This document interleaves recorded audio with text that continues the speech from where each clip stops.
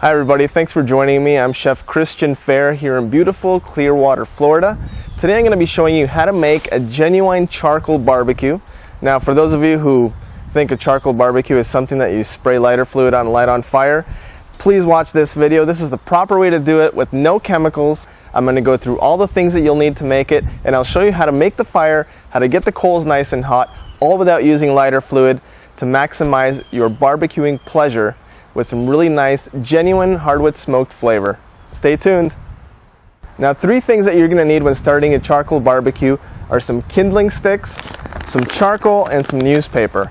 Now, what I like to do is every tree that I cut down, every bush that I cut down, even my Christmas trees, I put them in the back of my backyard and I let them dry out. So I have barbecue kindling wood for the whole year. Now, what type of charcoal really depends on what you prefer. So we will be using briquettes today. First thing I'm going to do here, I'm going to start wadding up some newspaper and sort of making a little mountain of newspaper balls in the middle of my barbecue. Like I said before, I don't like to use lighter fluid. I think it gives it a nasty chemical taste. Okay, so once you have your little ball of newspaper in the middle, what you want to do is get your kindling sticks and sort of make like a little teepee over the barbecue. Okay, so we're putting all these sticks over the newspaper. Okay, now you want to start lighting your newspaper.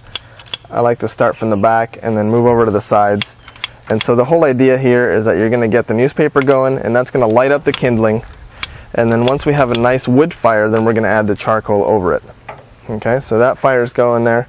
Now you got to make sure that these sticks that you're using for your kindling are nice and dry so that they'll catch quickly.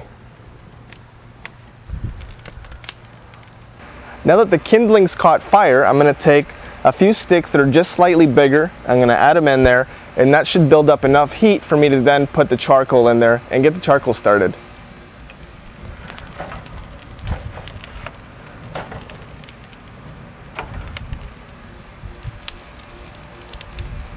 It's like building a fire in a fireplace. Alright, now that the fire is nice and hot, I can go ahead and add my charcoal briquettes on top of the fire.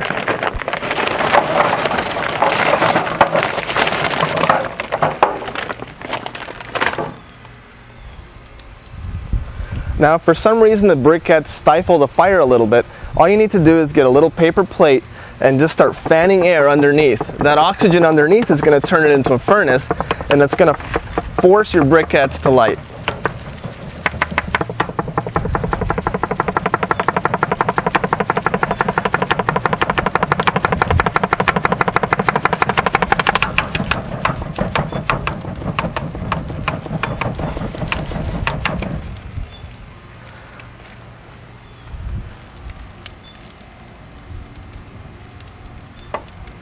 Now that I have the charcoal started, what I've done is I've moved it around with my stick to get it where I want it. I kind of want to spread it evenly along the middle here.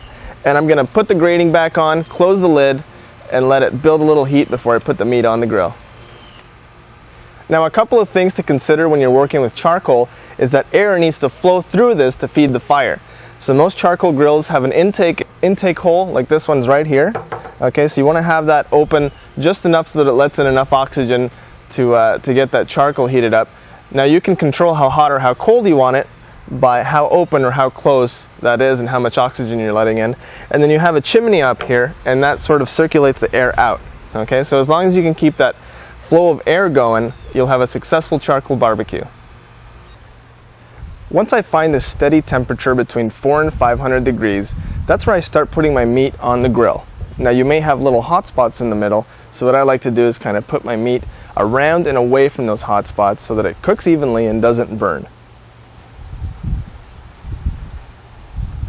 To make this barbecue extra smoky, I've taken some hickory wood chips, soaked them in water, and I'm going to put them around the side of the fire to maximize that smoky flavor.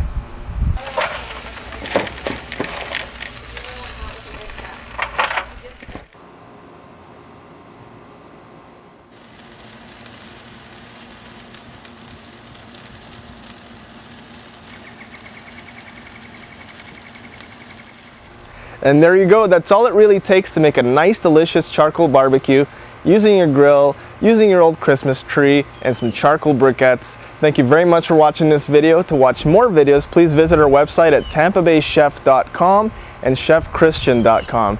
Thanks for watching. Happy barbecuing.